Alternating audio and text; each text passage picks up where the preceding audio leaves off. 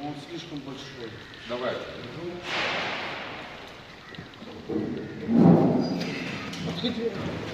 Надо сразу приподнять. Так это.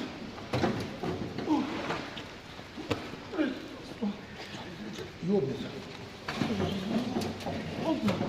Его надо вдвоем, один ты не сможешь. Не, один, Женя, ты не потянешь. Один надо, да. Надо вдвоем его будет сюда. Один кто-то держит с той стороны. Накатом. Ага, Сюда, блядь. сука, не помогу. А ну давай его разверни.